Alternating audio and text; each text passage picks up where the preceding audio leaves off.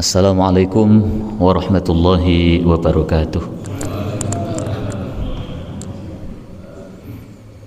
Alhamdulillah hamdan yuwafi ni'amah wa nashkurullah syukran bila ghayah wa bila nihayah. Allahumma salli wa sallim ala sayyidina Muhammad ibni Abdullah wa ala alihi wa sahbihi wa mawalah. Amma ba'd. Hadratal muhtaramin, Bapak Ibu, saudara sekalian, jamaah salat subuh bersambung dengan kajian ba'da subuh yang semoga kita semuanya diberikan sehat zahiran wa batinan, diberikan keluasan rezeki, panjang umur, dan juga barangkali ada yang sakit, semoga diberikan kesembuhan oleh Allah, amin. Barangkali ada yang susah, sedih, diganti bunga bahagia. Juga yang barangkali ada yang menjelang menunaikan ibadah haji, umroh, diberikan sehat, lancar ibadah hajinya, amin. Yang belum, semoga cepat menyusul, cepat haji dan umroh, dan gratis. Siapa ini yang gratis ini? Tapi enak gratis sama enak bayar, Bu? Sama-sama enak ya, pokoknya sampai sana. Ya, bagaimanapun caranya, baik itu haji nasab, haji nisab, haji nasib. Nasab karena orang tuanya kaya-kaya, maka nasabnya baik, dihajikan orang tua. Nisab karena nabung, mencapai nisab, mampu, akhirnya mampu membayar ONH, berangkat, dipanggil oleh Allah. Nasib karena ada yang ngasih hadiah, gratisi. Itu nyata loh Bapak Ibu, nyata terjadi itu. Ada teman saya di Singosari itu, di masjid gini, bersih-bersih masjid. Terus waktu duha itu sampai tiba saatnya nyirami taman masjid. Ada orang datang naik mobil bagus itu ke kamar mandi, lalu sholat duha. Setelah itu menyapa, "Pak, nggih, monggo," pamit pulang. Ternyata orang ini di jalan itu ditelepon sambil dia berazam, lalu naik ke tingkatan nazar. "Saya bernazar nanti tender saya kalau deal, saya akan menghajikan orang yang ada di masjid." Sampai rumah deal tender itu berapa M gitu, langsung bergegas balik ke masjid, ketemu ini orang yang setiap hari di masjid ini, diajak duduk di serambi masjid. "Bapak sudah haji?" "Bayangkan aja belum." "Sudah umroh?" "Waduh, tuh uang dari mana?" Akhirnya, "Bapak punya KTP, kakak, silahkan diambil, saya hajikan tahun ini, haji plus." Nangis. Jenengan kalau kepingin haji gratis, silahkan di masjid bersih-bersih. Masjidnya nggak di sini, di Singosari. Ngenteni sampai ricik-ricik sampai rong dino tulung dino gak ono wong nawani. Baiklah Bapak Ibu, kita baca suratul Fatihah agar apa yang kita bahas nanti ada manfaatnya, ada gunanya, paling tidak ada oase yang masuk dalam relung-relung hati kita. Semoga ini semuanya menjadikan kita sebab diridhoi oleh Allah Subhanahu wa taala. Al-Fatihah. A'udzu billahi minasyaitonir rajim. Bismillahirrahmanirrahim. Alhamdulillahi rabbil alamin arrahmanir rahim maliki yaumiddin. Iyyaka na'budu wa iyyaka nasta'in. Ihdinas siratal mustaqim. Siratal ladzina an'amta 'alaihim ghairil maghdubi 'alaihim waladdallin. Rabbi ghfirli wa liwalidayya wa lil mu'minina amin. Seingat saya terakhir kita membahas tentang perjalanan Rasulullah Fathu Makkah. Belum tuntas kemarin itu, belum sampai tuntas karena Rasulullah sudah perjanjian Hudaybiyah, Sulhul Hudaybiyah, yang pada puncaknya beliau mengerahkan 10.000 pasukan sukarela, tidak ada bayaran. Jadi mereka itu menawarkan diri untuk ikut pergi ke Mekah untuk Fathu Makkah, bukan untuk isti'maru Makkah, tidak untuk menjajah, tidak untuk harbu Makkah, tidak untuk menyerang Makkah, tidak, tetapi Fathu Makkah, untuk membuka kota Makkah yang tertutup akses bagi orang-orang Islam, karena sebelumnya mau haji mau umroh itu nggak boleh, bahkan ditunda berapa bulan. Lalu pada tahun 8 Hijriah Rasulullah dan para sahabat sudah, kita saatnya bisa pergi ke Mekah, siapa yang mau ikut, ya itu terkumpul sebanyak 10.000 orang. Ketika pasukan singgah di Mar Az-Zahran, satu tempat sudah dekat dengan kota Makkah, para sahabat dan Nabi itu membuat tenda-tenda istirahat. Nah, saat itu Abu Sufyan yang sudah merayu-rayu Rasulullah pergi ke Madinah, akhirnya ditolak, ini tidak bisa dibendung lagi, kita mau pergi ke Makkah ini. Ya sudah ke situ, Abu Sufyan datang lagi. Tapi sebelum datang ke Rasulullah, Abu Sufyan bertemu dengan Sayyid Abbas. Abbas ini saudaranya Abdullah, saudaranya Hamzah, ya, paman Nabi. Ya, Abbas ini belum lama masuk Islam. Jadi ketika beliau ikut ke Madinah lalu mau Fathu Makkah juga ikut, itu beliau belum lama masuk Islam. Lalu pada saat itu Sayyid Abbas sudah tahu kalau Abu Sufyan itu mau mendatangi Rasulullah. Tapi Sayyid Abbas izin kepada Rasulullah, ya Rasul, saya izin pinjam unta panjenengan, bighol, bahasanya di sini bighol. Pinjam unta panjenengan kemana? Saya ingin menyampaikan orang-orang Makkah agar mereka tidak menyerang, karena saudara-saudara kita di sana masih banyak, paman-paman, ponaan itu masih banyak di sana. Nanti kalau satu menyerang, biasa ya, kalau ada kumpulan orang banyak itu ada pemicunya satu, itu akan mengakibatkan peperangan yang besar. Sampai saat ini kan begitu. Kalau ada kumpulan demo gitu, ada provokatornya satu atau dua gitu, wah itu meledak, bisa pertempuran. Nah ini Sayyid Abbas ini datang ke sana itu biar nggak terjadi begitu, karena tahu betul Sayyid Abbas itu orang kafir itu suka memprovokasi, jadi suka manas-manasi dengan kata-kata ataupun dengan tindakan. Akhirnya ngalahi si Sayyid Abbas ini biar ada perdamaian betul. Nah pas datang ke Makkah ketemu sama Abu Sufyan bertanya, oh hei Abbas, kira-kira apa yang mau dilakukan orang-orang Islam bawaan Muhammad itu? Mereka datang nggak banyak kan orangnya? Loh, saya nggak pernah tahu pasukan sebanyak ini. Gitu Sayyid Abbas.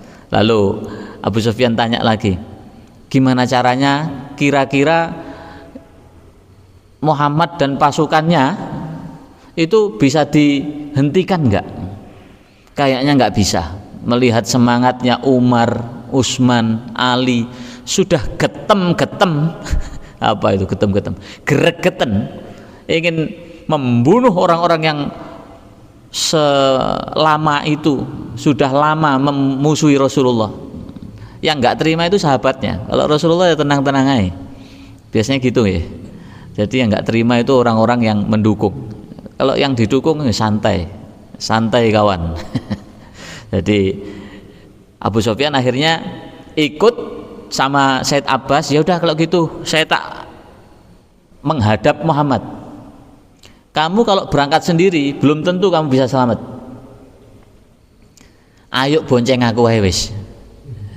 Dibonceng sama Said Abbas. Dibonceng datang sampai ke Mar Az-Zahran ini, disambut Umar bin Khattab. Wah, gimana jadinya ini kalau Umar sudah ketemu. Umar naik himar, keledai kecil. Nah, saat bertemu Umar, wah ini orang yang saya tunggu-tunggu kok malah datang kutuk marani sunduk iki. Tahu kutuk marani sunduk, Pak? Iki jenenge golek pati iki. Abu Sufyan nih, tak enteni, saya tunggu. Memang saya pengen menebas lehermu, Abu Sufyan. Kebetulan kamu datang ke sini nih. Gitu kan. Lalu Said Abbas maju, jangan gitu. Jangan gitu. Yang bisa menanggung hidup atau matinya Abu Sufyan satu-satunya hanya Rasulullah ini. Rasulullah pun nanti akan menyerahkan kepada Allah Sang Pencipta. Kamu jangan bilang gitu, Umar. Ini ada orang beriktikad baik, kesini tidak menyerang. Mau menyerang apa? Dia sudah tidak punya kekuatan, nggak punya apa-apa. Sudah saatnya mati memang gitu kan. Malah dibentak-bentak gitu orang tua Abu Sufyan ini. Nah, setelah itu ya udah kalau gitu kita lapor kepada Nabi Muhammad, pada Rasulullah. Said Abbas membelani saudaranya itu, si Umar bin Khattab sudah gregetan.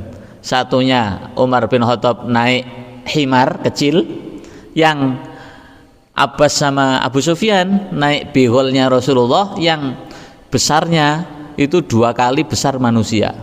Nah, ditumpai atau dikendarai 2 orang.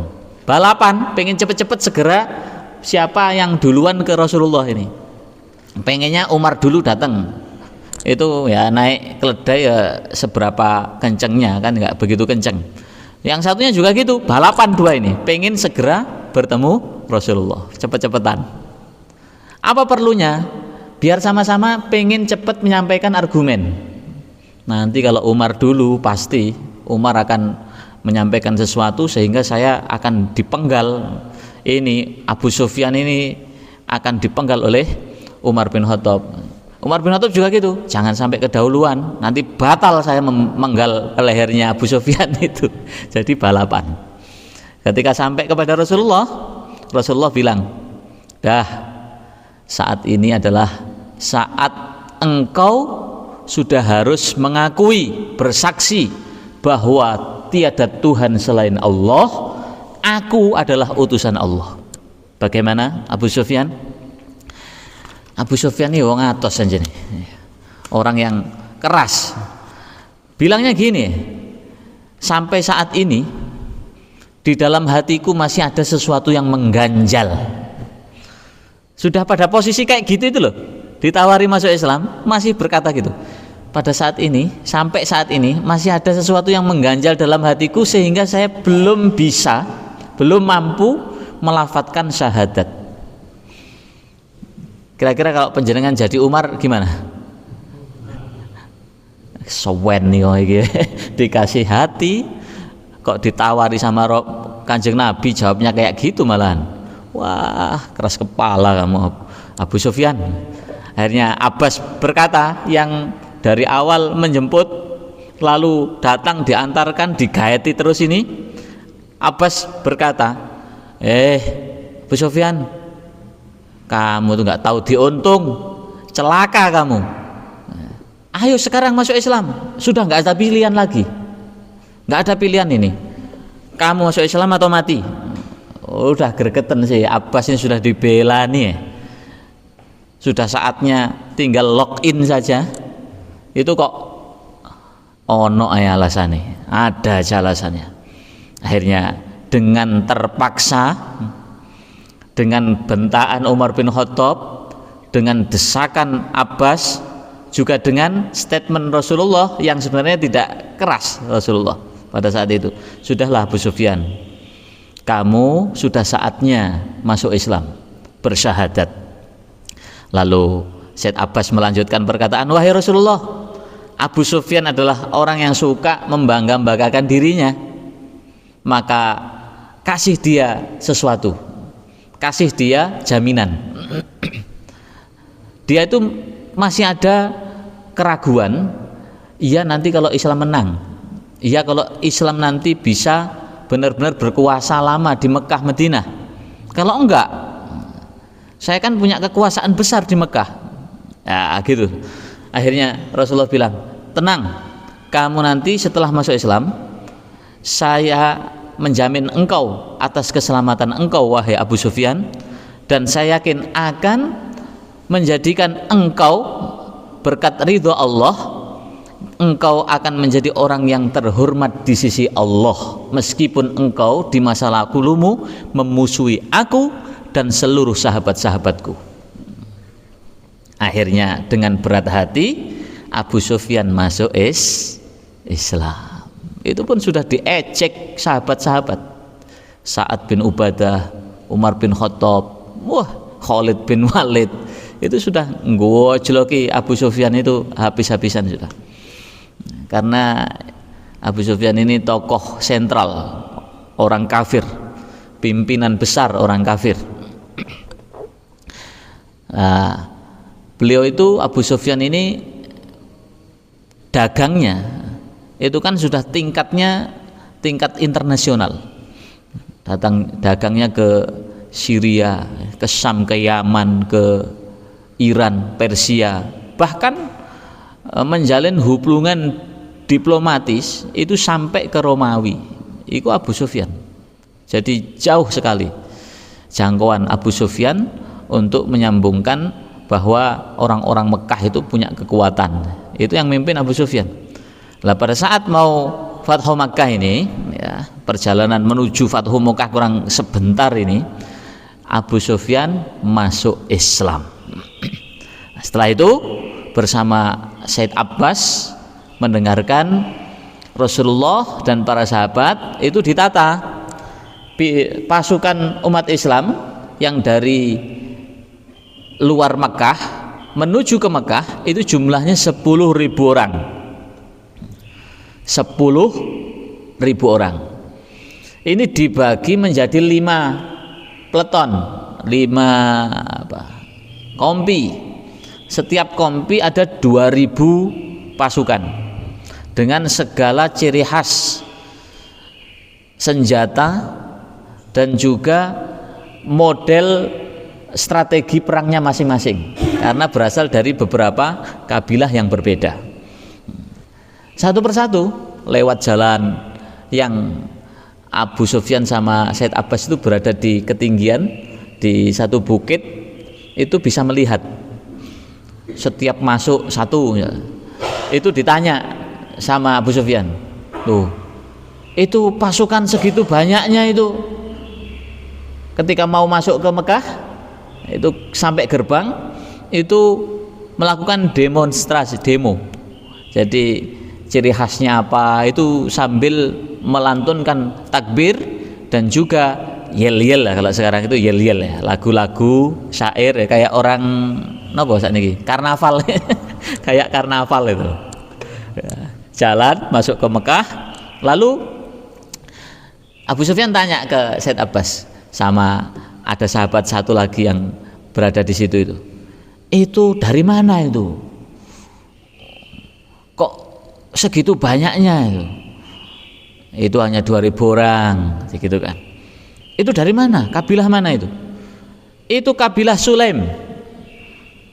Lalu Abu Sufyan ngomong gini, apa urusanku dan urusan orang Mekah dengan Bani Sulaim, kok mereka ikut-ikutan? Mereka dengan kesadaran dan juga tidak ada paksaan ikut masuk Islam bersama Rasulullah, pengen ikut Fathu Makkah. Jadi tidak ada paksaan, tidak diajak.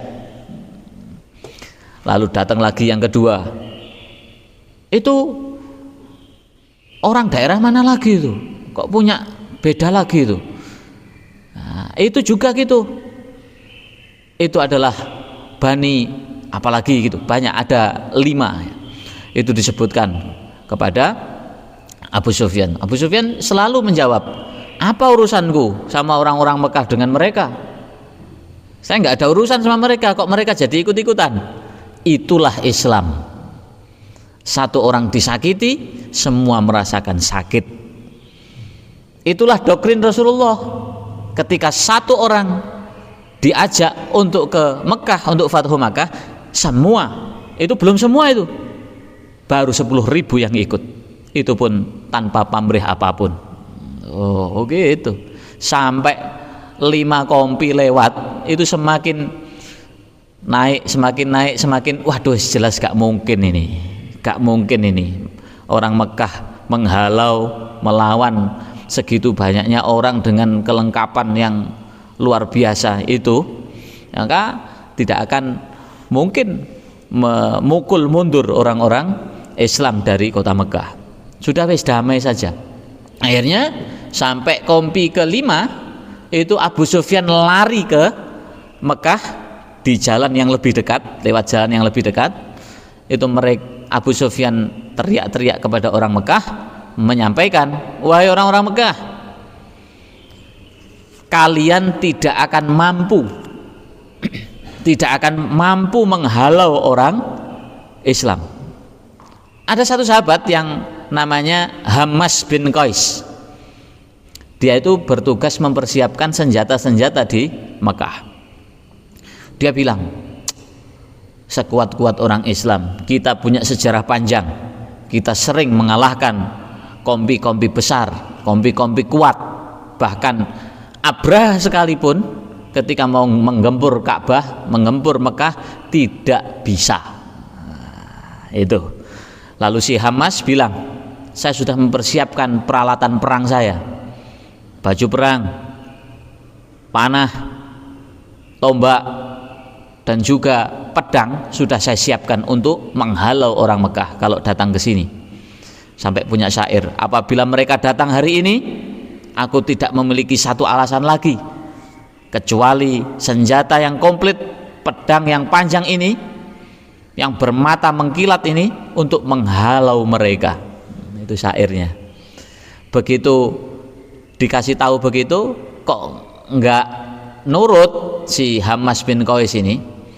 Datang betul rombongan orang Islam yang dengan kompaknya itu, datang beneran sampai ke kota Mekah.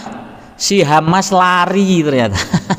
Enggak jadi, kayak Arab melawan, ternyata lah pecundang. Ternyata kata-katanya kayak gitu. Itu begitu, orang kafir memang sering begitu, kan juga ada itu saat perang Khaybar ya. Perang Khaybar itu Rasulullah dikasih wahyu oleh Allah kan, sudah Muhammad, kamu sudah saatnya menyerang Khaybar, orang-orang Yahudi yang dulu kita ceritakan panjang itu, karena engkau akan mendapatkan kemenangan. Lalu orang munafik, orang-orang kafir yang ada di Mekah, yang di Madinah itu pengen ikut. Saya ikut Muhammad.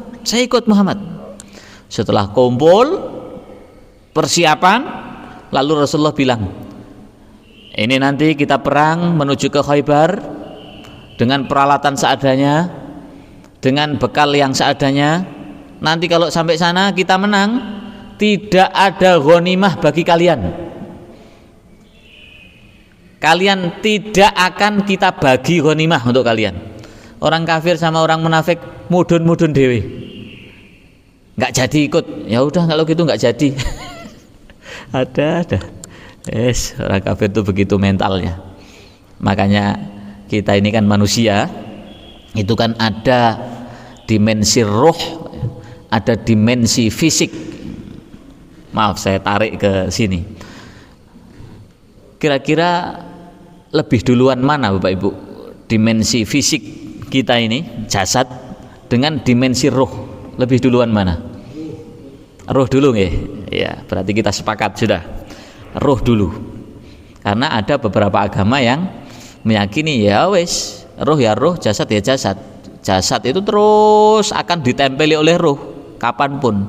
Nanti kalau mati itu berarti sedang reinkarnasi kan gitu. Kita tidak, roh dulu. Oleh karena roh dulu, maka yang kita kedepankan sebagai manusia harusnya kebutuhan roh atau spiritual, bukan kebutuhan jasad. Jasad itu kalau bahasa ilmiahnya kan material. Makanya orang kalau lebih mengedepankan kebutuhan roh spiritual, maka dia disebut orang yang religius spiritualis. Orang kalau mengedepankan jasad, apapun yang ada di dunia ini, dia masuk pada madhab atau aliran materialis. Ada materialis, ada spiritualis. Yang masing-masing rumusnya berbeda. Ada rumusnya masing-masing. Begini, nyun sewu, ini saya tidak berniat untuk menggurui. Begini, kalau yang saya baca di beberapa jurnal itu, kalau orang materialistis itu dia orientasinya, kira-kira kalau orang materialistis itu duit apa seneng? Gini, dia dapat duit baru seneng atau seneng dulu baru dapat duit? Duit dulu. Makanya rumusnya money, money, money, happy. Kalau dia punya duit, happy. Kalau nggak punya duit, susah. Nggak tahu kita masuk nggak ini. Kadang nggak sering. Ya, duit, happy. Yang kedua, rumusnya kebalikannya. Kita berada dimanapun, kerja, sekolah, ngajar, bahkan di satu komunitas, dia berorientasi pada kenyamanan, happy, nyaman. Dia berada di lingkungan atau circle itu happy, senang. Setelah happy, dia akan mendapatkan konsekuensi atau efek dari happy itu sendiri. Orang itu kalau happy, bekerja dengan nyaman, senang, itu yang muncul adalah totality, total. Dia akan total, maksimal. Padahal ini cocok dengan dakwahnya Rasulullah sallallahu alaihi wasallam. Innallaha yuhibbu idza amila ahadukum syai'an ayyutqinahu. Sesungguhnya Allah mencintai seorang di antara kalian ketika melakukan sesuatu dengan total, dengan maksimal. Itqan ayyutqinahu. Jadi enggak setengah-setengah. Maka orang-orang yang begini nih akan mendapatkan konsekuensi yang sesuai dengan apa yang diusahakan. Setelah dia nyaman, totality, lalu dia akan mendapatkan apa? Happy. Oh, sebelum happy, dia setelah melakukan total ya, atau maksimal dalam bekerja, melakukan sesuatu yang dia lakukan itu, dia akan menjadi apa? Ahli, pakar ya, expert. Jadi tadi napa mau? Napa Pak? Nyaman, ya. Nyaman, happy, totality, expert. Setelah itu dia akan mendapatkan efek ya. Sekolah, kampus itu kalau ditenani, orang-orang yang ada di dalamnya nyaman, maka akan mendapatkan efek. Tamu-tamu pada datang, mahasiswa-mahasiswa yang bagus-bagus itu pada datang semuanya. Kita bingung nolak, bukan bingung cari mahasiswa. Ya tempat-tempat apapun lah. Kita pun di Jogja itu ada teman kita namanya Dr. Faiz itu. Beliau konsen tasawuf, filsafat, punya kajian. Benar-benar pakar dalam hal itu. Akhirnya diundang ke sana kemari. Duitnya datang sendiri. Loh, ini loh duit sebagai efek.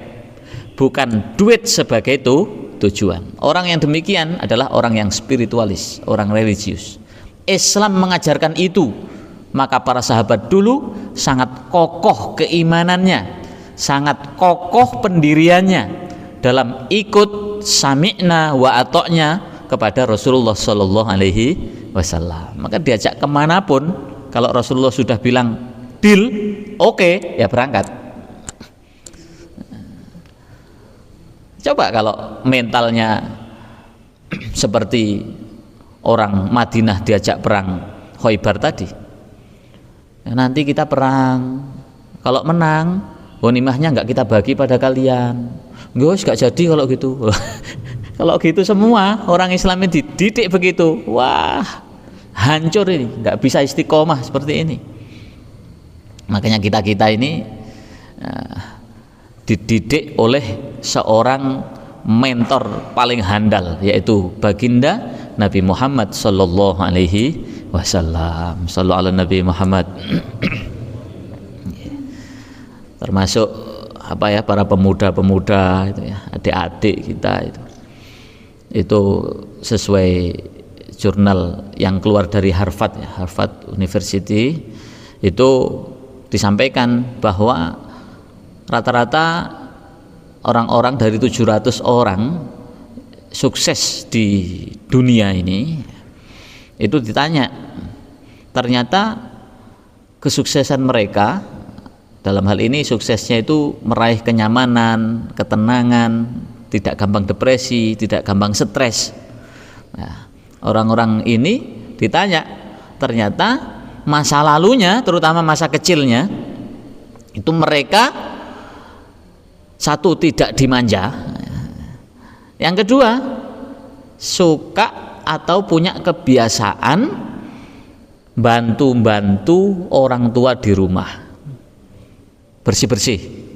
Jadi kalau ada anak kecil atau anak SMP atau SD, TK bahkan, itu kalau pagi bantu nyapu-nyapu, kora-kora, cuci piring, bahkan ada yang nyuci baju, itu satu kebiasaan yang luar biasa. Nggak tahu ini Bapak Ibu, cucu panjenengan bisa nyapu apa enggak? Bisa ya? Soalnya ada Bapak Ibu sudah usia aliyah SMP itu di daerah saya itu disuruh nyapu itu loh, digeret ini, nggak gini, diseret gini loh Pak. Masya Allah, gak iso, nggak bisa. Terus saya sengaja memang kumpulkan anak-anak itu yang ngaji itu, sengaja saya belikan buah untuk rujaan. Mereka kan seneng banget ya kalau dijak rujaan itu tak kasih peso, tak suruh ngupas timun itu jadi kotak timun itu loh. Masya Allah anak-anak ini. Terus saya suruh juga itu nanasnya juga tuh dikupas, dor ada 3 harapan nanas itu, waduh, tinggal hatinya itu ditambah daging dikit. Masya Allah, ini ya bangkrut ini kayak gini wong dodol iki. Saking tidak terampilnya Bapak Ibu. Nah ini anak-anak sekarang saat ini rawan kena itu. Padahal sudah ini hasil penelitian ya, tidak usah dibantah tadi.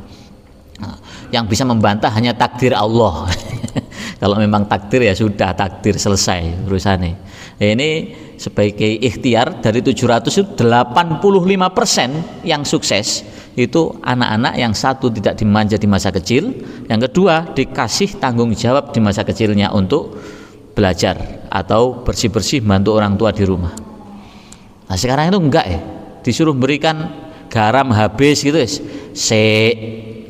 anak-anak itu belikan gas di depan, malu loh.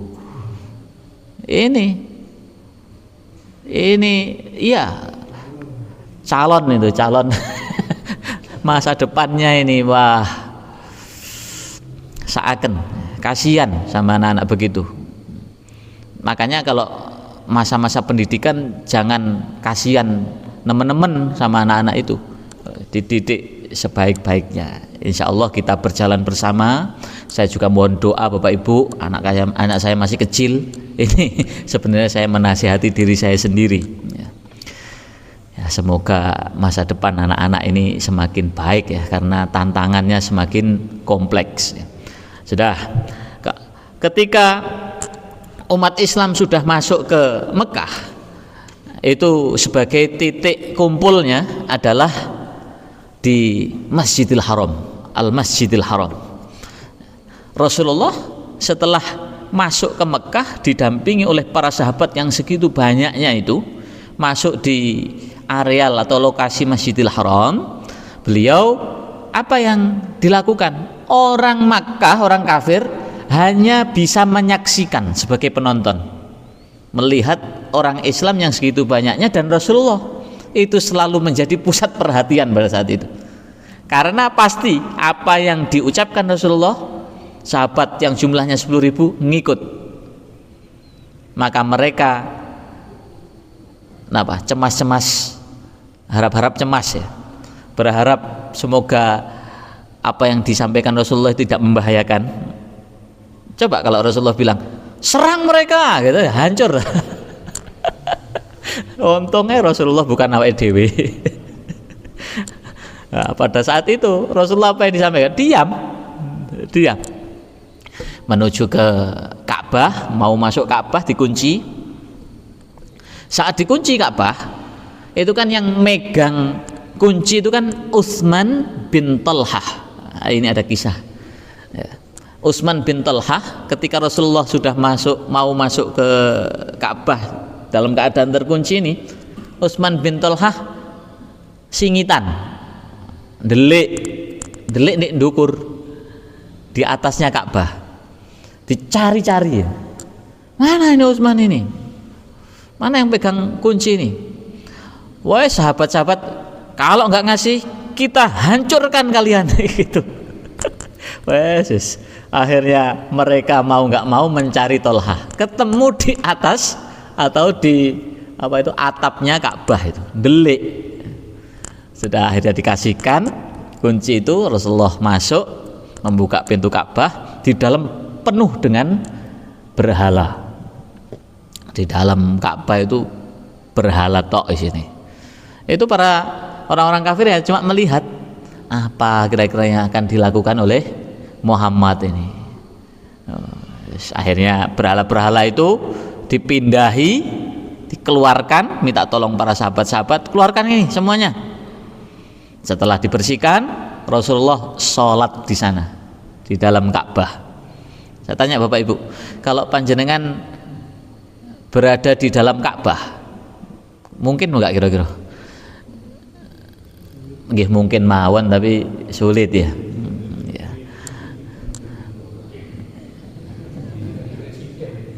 Ngenteni dadi presiden dhisik.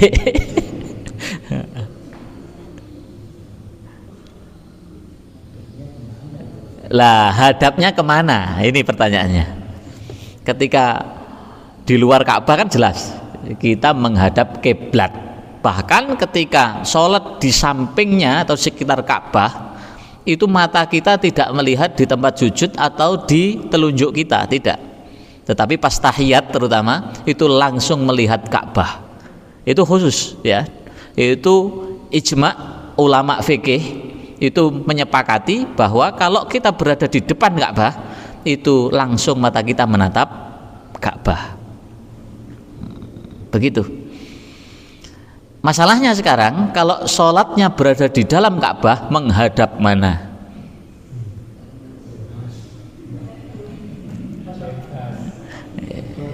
Bebas ya, bebas, betul, bebas. Mau menghadap kemana saja.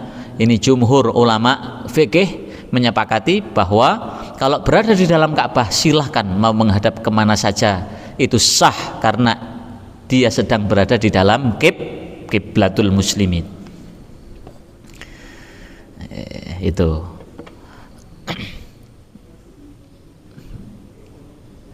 sudah sholat. Ada yang mengatakan satu riwayat beliau sholat 2 rakaat. Ada yang mengatakan pada saat itu tepat pada waktu duha, Sahabat ada yang melihat itu dilakukan Rasulullah sebanyak 8 rakaat, 4 salam.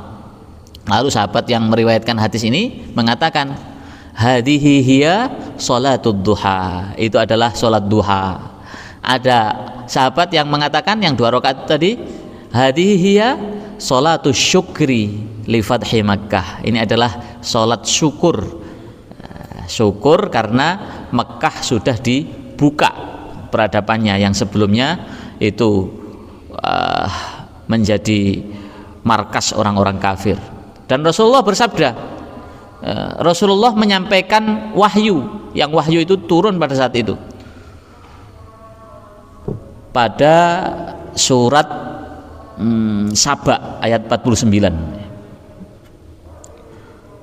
Wa qur rabbi adkhilni mudkhala sidqin wa akhrijni mukhraja sidqin waj'al li min ladunka sultanan nasira. Ini yang jadi titik tekannya ayat selanjutnya ini. Wa qul ja'al haqq wa zahaqal batil innal batila kana zahuqa.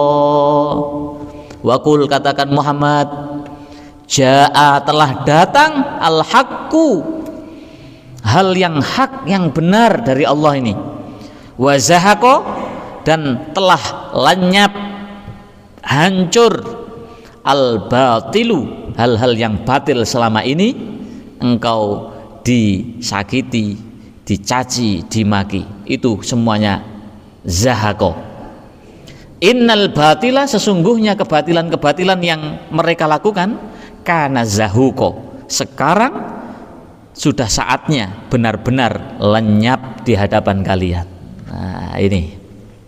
Lalu setelah itu para orang-orang kafir Mekah berkumpul, para sahabat 10.000 orang juga berkumpul, disampaikan sama Rasulullah, ini adalah hari perdamaian, ini adalah bukan hari pembalasan, ini adalah hari keamanan dan keselamatan bagi siapapun. Ya ayyuhan nas, inna khalaqnakum min dzakari wa untha wa ja'alnakum syu'uban wa qabaila lita'arafu inna akramakum indallahi atqakum innallaha alimun khabir. Indah sekali Rasulullah ini ya. Wahai para manusia yang ada di sini, kan bukan orang Islam saja, maka bilangnya, wahai orang-orang semuanya, dengarkan, sesungguhnya Allah, kami menciptakan kalian dari golongan laki-laki dan perempuan, menjadikan kalian bersuku-suku. Tadi yang berbondong-bondong 10.000 orang itu sukunya macam-macam, punya ciri khas macam-macam. Mereka diciptakan, kalian diciptakan berbangsa-bangsa, bersuku-suku, lita'arofu, untuk saling mengenal. Kalian sudah saling kenal. Hari ini adalah hari perdamaian di bawah panji Islam, yaitu agama Allah Subhanahu wa taala. Tidak ada yang lebih keren, tidak ada yang lebih hebat di hadapan Allah. Inna akramakum, sesungguhnya yang paling mulia di antara kalian adalah indallahi atqakum, yang menurut Allah yang paling takwa kepada Allah. Innallaha alimun khabir, sesungguhnya Allah maha mengetahui lagi maha mengenal makhluk-makhluknya, mana yang berbuat baik, mana yang bertakwa, dan mana yang tidak bertakwa. Setelah itu orang-orang kafir banyak masuk Islam, termasuk Abu Quhafah, abahnya Abu Bakar. Sudah sepuh Abu Bakar, akhirnya digendong sama Abu Bakar, datang ke Rasulullah. Ya Rasul, ini adalah ayah saya, jangan jadikan dia tawanan, mohon ya Rasul, jangan begitu, sebaiknya saya yang datang kepada ayahmu, jangan ayahmu ke sini. Tawaduknya Rasulullah kayak gitu itu loh. Maka Abu Quhafah diminta untuk masuk Islam, dia bersyahadat, dituntun langsung oleh Kanjeng Nabi Muhammad SAW di usianya yang sudah sepuh, rambutnya sudah putih semuanya, brengose apa ini? jenggotnya putih semuanya. Lalu pada saat itu pula ada yang mengatakan riwayat ada hukum atau syariat yang turun pada saat itu rapikan rambut orang tuamu wahai Abu Bakar, rambutnya sudah putih semuanya, kalau bisa kamu warnai. Ini ada yang mengatakan ya, kalau mewarnai rambut pokoknya selain warna hitam ya, itu boleh, coklat, merah atau kuning, hijau, biru.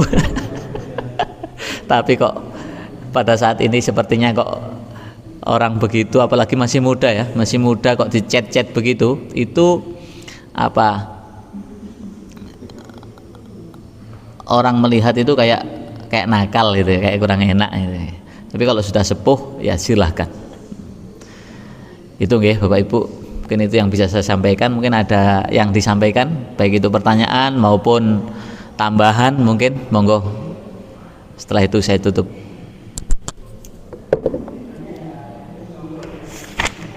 Monggo Pak, enten. Tidak ada nggih? Ya, alhamdulillah Fathu Makkah sudah selesai. Nanti kita lanjut pada usia 50 sekian, 54 ke atas, Rasulullah dihadapkan lagi nanti perang Hunain. Habis itu menang pada perang Hunain, nanti terus berlanjut ke Mekah, Madinah di bawah kekuasaan Islam sampai wafatnya Rasulullah Shallallahu Alaihi Wasallam. Nanti sudah khatam kitab ini. Alhamdulillah. Al-Fatihah. A'udzubillahi minasyaitonir rajim. Bismillahirrahmanirrahim. Alhamdulillahirabbil alamin arrahmanir rahim maliki yaumiddin. Iyyaka na'budu wa iyyaka nasta'in. Ihdinas siratal mustaqim. Siratal ladzina an'amta 'alaihim ghairil maghdubi 'alaihim waladdallin. Amin. رب فانفعنا ببركتهم واهدنا الحسنى بحرمتهم وأمتنا في طريقتهم ومعافاتهم من الفتن رب فانفعنا ببركتهم واهدنا الحسنى بحرمتهم وأمتنا في طريقتهم ومعافاتهم من الفتن رب فانفعنا ببركتهم واهدنا الحسنى بحرمتهم وأمتنا في طريقتهم ومعافاتهم من الفتن سبحانك اللهم وبحمدك أشهد أن لا إله إلا أنت أستغفرك وأتوب إليك والحمد لله رب العالمين. Mohon maaf atas segala kesalahan, kekhilafan, kekurangan, mohon dimaafkan. Matur nuwun atas segala perhatian. Wallahu muwaffiq ila aqwamit thoriq. Assalamualaikum warahmatullahi wabarakatuh.